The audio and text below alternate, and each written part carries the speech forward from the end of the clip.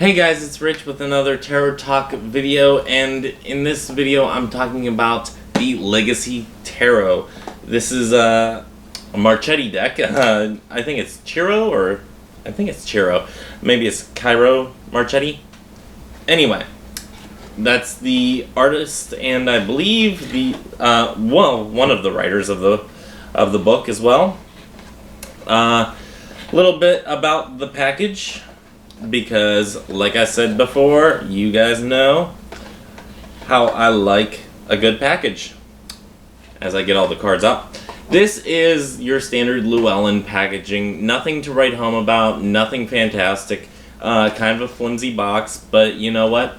My tarot usually doesn't live in the box that it came in, so yeah, not really that concerned about this box. It has a little divider to divide the book and the deck separately, but not anything fantastic, not something to write home about. I can take it or leave it. Moving on from the box, like I said, it is a Llewellyn publication. They're more geared towards their books and other things that they have going on than they are the packages that things come in. So that's fine. I have nothing against that. It's not a huge deal for me. I know it is for some people out there, but I do like a good package. Pun intended. Anyway, moving on. You have, whenever you get this, you have a fantastic book that has been put together. This book, let me just say that even just looking at this, at the time that I'm recording this, I've only had this deck probably for less than a whole week. So I haven't even really gone through the deck like twice yet. So let's go through the book together. So anyway, this book is pretty substantial. I have gone through the book a little bit here and there. It's almost 300 pages. It actually gives a very nice bibliography, like 2 or 3 pages of a bibliography. Actually, 3 pages of a bibliography, which is always appreciated. I always love a good bibliography. It has an appendix in here. Yeah, like I said, almost 300 pages, just shy of it. I think it's like 290 something.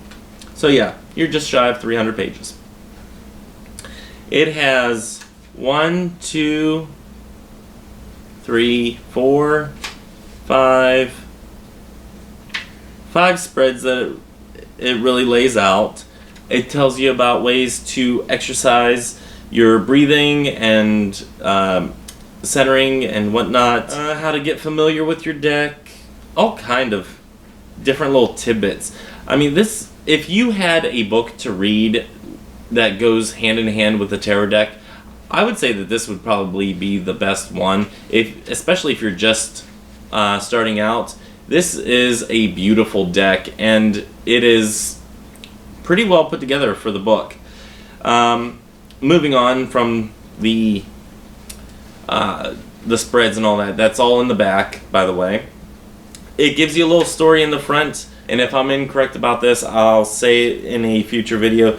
But I do believe this is like their own little mythology that goes along with the deck. So I think that's what's happening here. I'm not sure.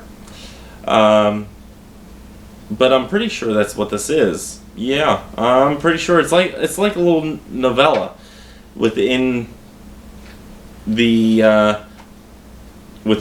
companion book. So yeah, that goes on for about 63 pages. So if it is a little story that goes along with the cards, it's actually well appreciated, because yeah, you know what? Having a little story that goes along with the cards is kind of cool. You don't often get something like that, and it is something that's different. It's something that is appreciated. But it goes on after that. It goes on to the cards, and it tells you a little bit about the cards in general. If you don't know about tarot cards, it gives you a little bit about that. I think it has in here some notes about who contributed. And I think that's, yeah. Not a lot on like hardcore history, but like some of the little things that anybody that's just getting into tarot might find interesting, or at least provides a jumping off point into something for the future for those individuals. And then at the very end of that, it says the contributors was Ciro Marchetti, which I don't know if I'm pronouncing that correctly, Ruth and Wald Amberstone, James Reichleff, and Lisa Ruffalo, Liza Ruffalo, Ruffalo. Okay, if I'm mispronouncing names, I do apologize. Whenever I try to pronounce things, I pronounce it, like it looks, like I think it's supposed to be pronounced. And if that's not the way it's pronounced, then I'm sorry. Anyway, the really interesting thing that I found about whenever they get into the card meanings is each one of these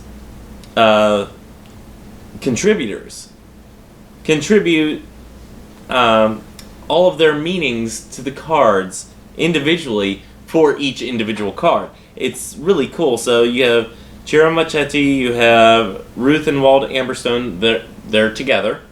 That's how they're presented in there. James Reichleff and Lisa Ruffalo, they all have their own little spots on each individual card, what their meaning is, and they go back and forth not only on traditional meanings, but how the card itself is presented with the artwork. So I love it whenever you have even one person's view. I really, really love it when you have like five people's views on one solitary card. So each one of those cards are done like that. It's fantastic. I love the way that they presented this deck in the book. It does not have pictures. I will say that. For those of you who love to have pictures of the cards, it does not have a picture of the card in the book. So, sorry, but you know what? I can get past that. I don't need a picture if I have the card sitting right there. So, each one looks to be roughly about a page and a half or so of information for each card. So, that is always appreciated whenever there's so much dedication given to one companion book. As for reversals, because if you watch this, you know that I like to read it in reverse. Yeah, it looks to be like Liza or Lisa or however you say this person's name, gives like the uprights, reversed, a description, seasonal attributes, elemental attribution, gifts, and advice. And it also looks like each one has like a little quote that goes along with it, which is very appreciated that, they spent so much time on a companion book for this deck. I really, really love companion books, and I think that this is one of the better, or if not the best companion book that I've gotten with a deck in a really long time. So, much appreciated. Thank you for such a great companion book. And now, with that, I'm going to go ahead and flip you guys down so you can see this amazing deck, because I am kind of in love with this deck, and I haven't even really used it yet. So, just from flipping through it once, I am enthralled with this deck, and I love it. So, let me go ahead and flip you guys down so you can share my love for this deck. Yes, let's go ahead and flip you guys down so you can see that. Okay, once again, here is the box. It is the Legacy of the Divine Tarot. I think at the very beginning I said it's just the Legacy Tarot. It's a Legacy of the Divine Tarot. Yeah, like I said before, just a plain box, nothing to write home about, nothing special, basic Llewellyn publications type of box. So yeah, not really that concerned about the box though, because this is going to be a tarot set that I actually think will stay on my altar or on my nightstand or wherever I end up doing readings. It will be in that position or in that place at the ready. So yeah, I don't think I will be putting it back in the box anytime soon. This is such a fantastic deck. And anyway, that is the book. Like I said, there's not really pictures or anything in here as far as pictures of the cards. It does give spreads. It's mostly just words and interpretations by the individuals that I mentioned before. So a nice, thick, good book that gives multiple ideas and purviews of each individual card. Love that. So a good book with an okay case or okay packaging. So I think I have everything in the order that I usually put things in. So yeah, I think I do. And if I don't, I will pause the video and rearrange them. So a little bit about the deck first. It is thicker than your normal run-of-the-mill Rider-Waite-Smith. So yes, you do have thicker cards. The size is the same as the Rider-Waite-Smith. Actually, a tiny bit shorter. So in the length wise, it is a tiny bit shorter. So, or in height, or however you want to call that. I would say in length, it's a little bit shorter. So it's a good size. If you can handle the Rider-Waite-Smith deck as far as lengthwise, you can go ahead and handle this deck. Okay, so the backing of it is what appears to be reversible. I don't see any differences between one side and the other, so you can do reversals. I will say, however, that this probably is not the type of deck that you really want to trim, because it does do that little fade into the black. But I'd rather have the black borders, even if they are like faded in and out. I'd rather have the black borders than the stark white borders. So as far as trimming this deck, probably not the greatest of ideas to trim this deck. And now let's go ahead and get into the deck reveal itself. I am absolutely loving this imagery, and one in particular that really kind of captured my eye. But I will tell you which one it is whenever we get to it. The Magician. I do like the look of the Magician. One drawback that I have is he doesn't have his tools with him, like on the table. He does have the different symbols here, and those appear to be planetary symbols at first glance. I'd have to look at it and double check. So yeah, I do like the concept of this Magician. Very magical looking, but does not have the traditional symbols that the Rider-Waite-Smith has. So there are a few drawbacks to it, and that's just one of them. The High Priestess, very appropriate High Priestess from first glance. I don't really have any reservations. You have the pillars back here. You have the pomegranates. You have the scroll. You even have the owl for hidden knowledge. I mean, yeah, I think that's an appropriate one.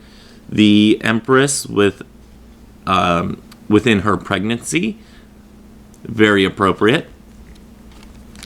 The Emperor looking regal. I kind of wish that they put the Emperor more in the foreground, kind of like zoomed in on this more. But I kind of also like the backdrop, so I'm kind of torn in between the two. But I do think this is a nice Emperor, and might I say he's kind of cute. Still not the one I was thinking of, though. I'll tell you guys. They renamed the Hierophant to be named Faith instead of the Hierophant. Not sure how I feel about that. I don't usually like renaming of cards, but I think this one is still appropriate overall. It's about faith, about the old dogmas and doctrines, and falling in line with what is expected of you within your respective faith. So I can understand why they did a faith card instead of the Hierophant. A nice Lover's card. Pretty appropriate. I have very little reservations about that. I think that's overall an appropriate Lover's card. I really like how the neck, whenever it comes down through the neck and everything, it kind of makes the angel's wings. I really kind of like that. Overall, this deck is a very beautiful deck. I have very little to say about the artwork, about not liking the artwork. Actually, I don't think I have anything to say about not liking the artwork. So, I will say that. I think for the most part, I think everything is well done as far as the overall aspects of it. I've only gone through this deck like once, I think maybe twice, but from first glance, it all looked pretty appropriate. And they're really going through the Fool's Journey with this, from looking at some of the cards, and even though I didn't read the book yet, it looks like they're going through and following the Fool's Journey, the journey that the Fool is taking through all of these cards, because you see the Fool on the Wheel of Fortune here. And instead of the Wheel of Fortune, they just call it the Wheel. Yep, I kind of like that. And as you guys are viewing it, I'm viewing it for like the second time, so this is pretty awesome. I may take a little bit longer for this reveal than normal. This Justice card, I'm not used to seeing two Lady Justice, but you know what? Each one of them has what appears to be a lever that they can pull, and it will do something. I'm going to have to read the book on this one to see what the concept all was in this. You have the sword present, you have the scale present, which looks more like a plumb bob, and you have hidden scrolls or rolled up scrolls in the one arm. I'm really interested to see what the interpretation is from the deck creators and contributors have for this. They renamed the Hanged Man into the Hanging Man. Kind of like that. I like how the Hanged Man is, kind of there by their own free will. That is a big thing to me. There is a reason that the Hanged Man, for me, is on there of their own free will.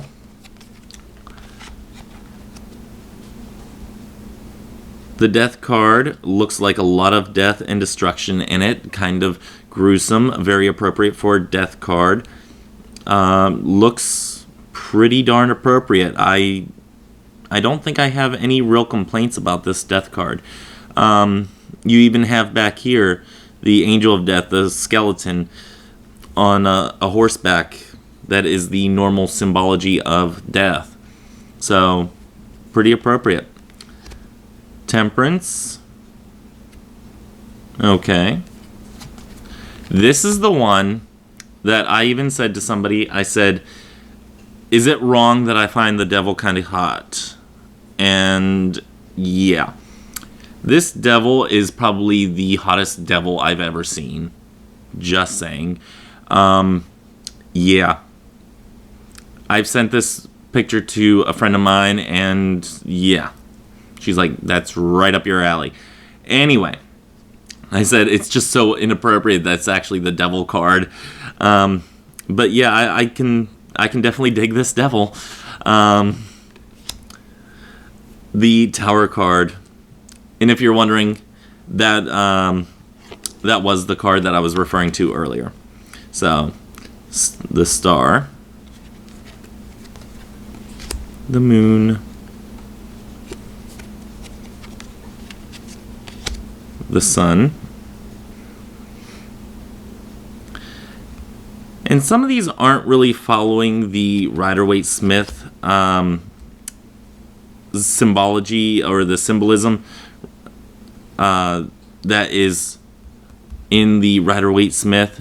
It's not like a carbon copy of it, but it's close in certain aspects. But they take some liberties in other aspects. So I kind of like that, as long as if they can back up their work.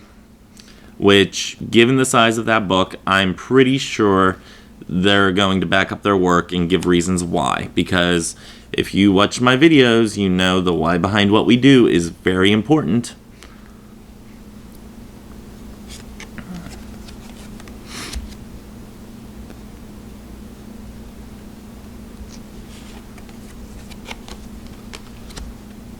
I kind of like this sword, this Three of Swords, more than this Three of Swords.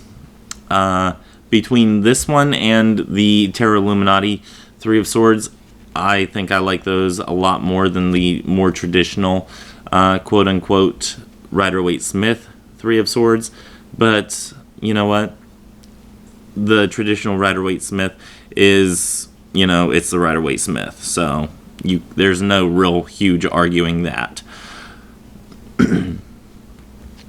But I absolutely am falling in love with this art. Like I said, I think this is going to be one of those decks that I use time and time again. And they actually did use like a thicker cardstock to this.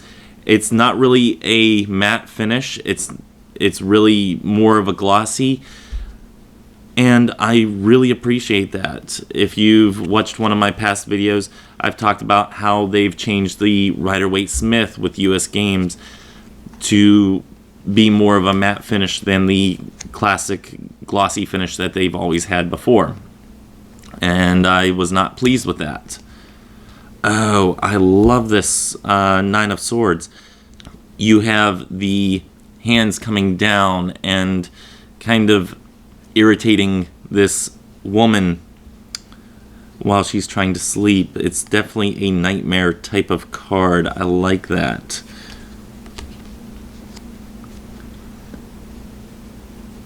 Now, who would be throwing swords or stabbing this hot guy in the back? I don't know. But apparently they did. And you know what? We need to catch those guys. Just saying.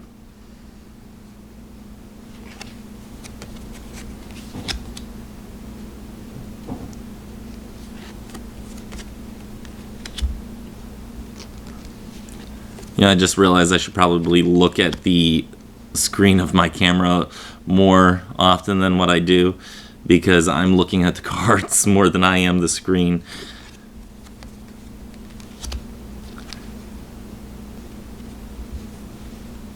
I like that they incorporated dragons in with this too.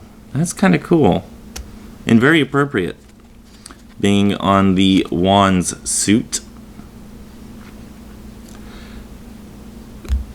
Kind of far from the more traditional look. Like I said before, if they can back up their work on it, I'm all for it. Really digging this Three of Wands though. Four of Wands, okay.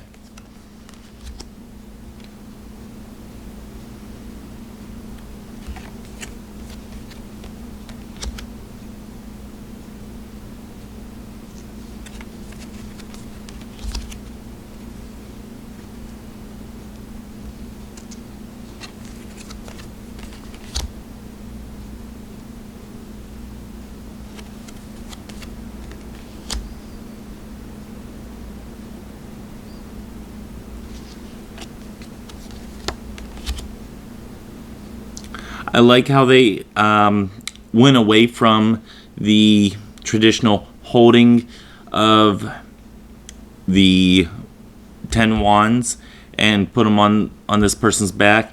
It's similar to the steampunk tarot, but very different. You can see the agony in this guy's face, rather than in the steampunk tarot where it looks like she just threw him on her back and, you know, she's going out to fight Jack the Ripper. This is a lot more appropriate for a 10 of Swords. I like that they actually put it on the person's back because it seems like, you know, a more intelligent way to carry 10 wands. And I don't know why they put it in a triangular shape. I hope they tell us in the book. But overall, I'm really liking that they put him on his back rather than carrying him in the more kind of why would you do that type of way that the more traditional Rider-Waite-Smith does. Yeah, kind of digging that 10 of Wands. And if you hear that, I believe that's Houdini.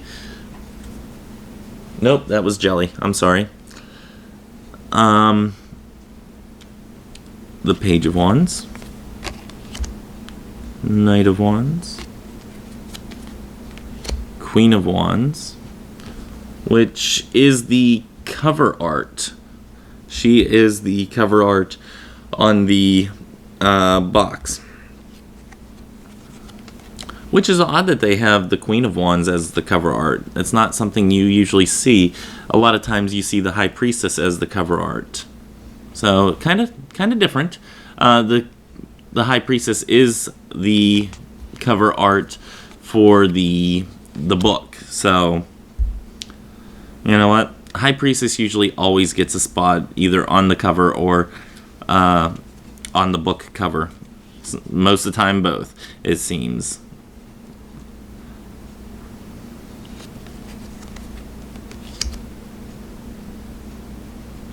I really kind of wish on this one that they had 3 people together, but they have the 3 cups. They have what looks like instruments. What are those? Mandolins or a flute? There's a flute there, or what looks like a flute.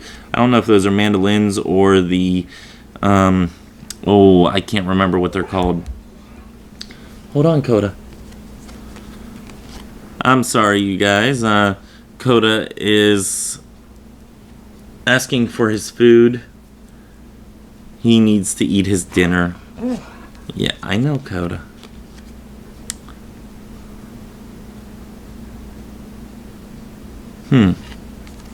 Some of these are really thought-provoking. I like this one. To me, the Six of Cups is about childhood memories. You see her sitting there thinking of a childhood memory. At least that's the way I see it. So that's the way I would interpret that. At very least until I actually read the book to see what the artist's interpretation is. I like that back view. Just saying.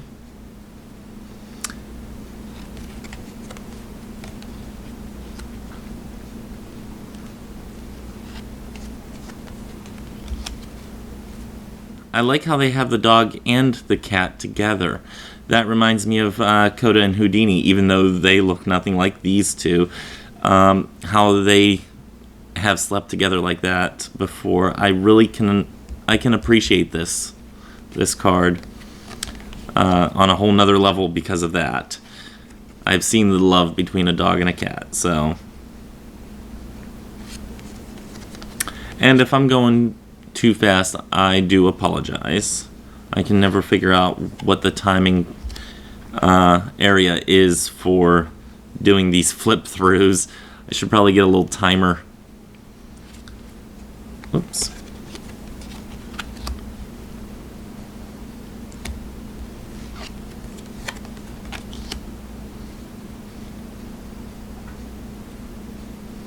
I like that he's on a high wheel bicycle. I like that.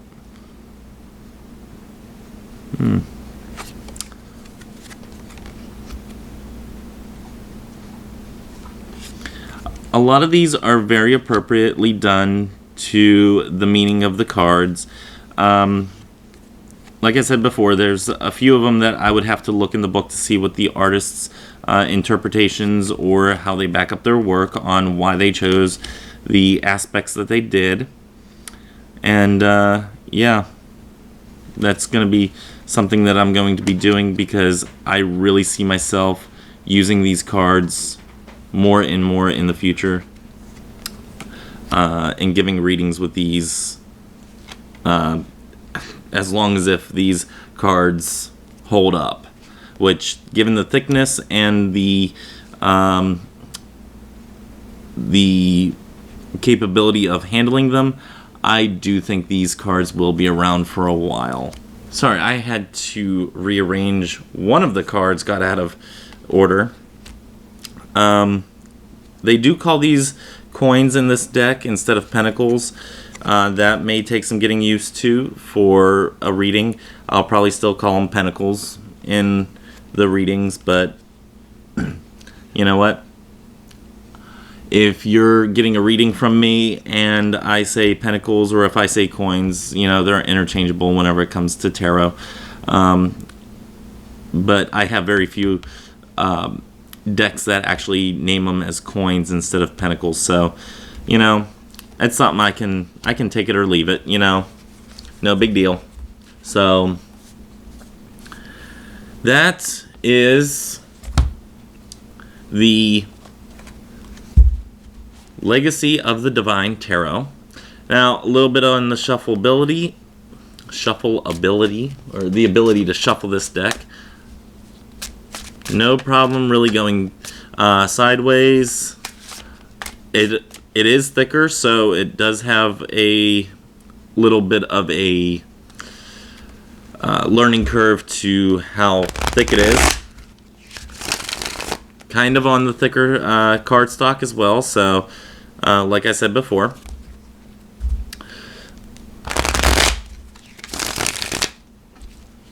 But it does shuffle pretty well. It's going to take some getting used to the thicker deck. Let me show you guys how much thicker it is than the Rider-Waite-Smith. I don't know if you guys can really make that out.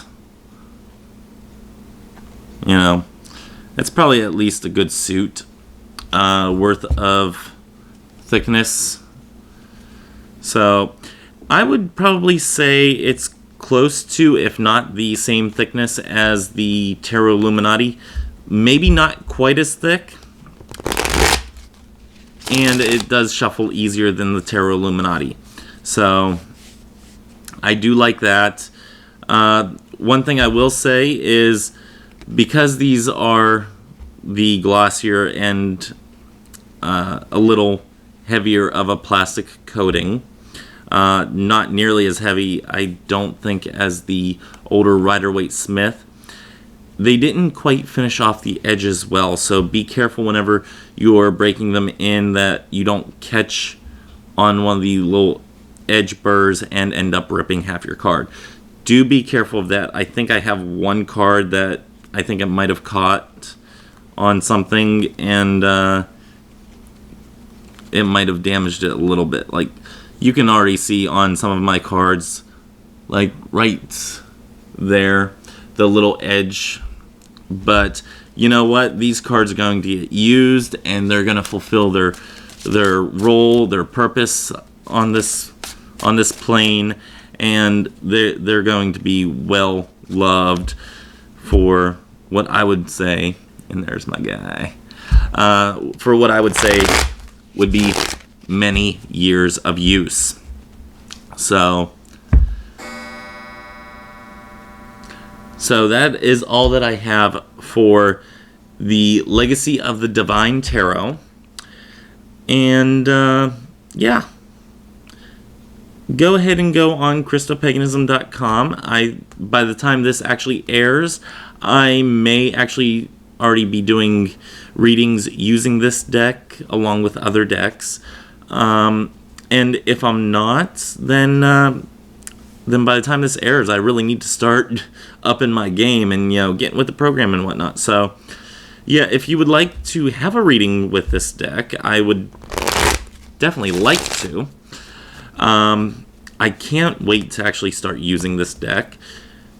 It is a fantastic deck. I have very little complaints about it, and I absolutely am falling in love with the book and the amount of content.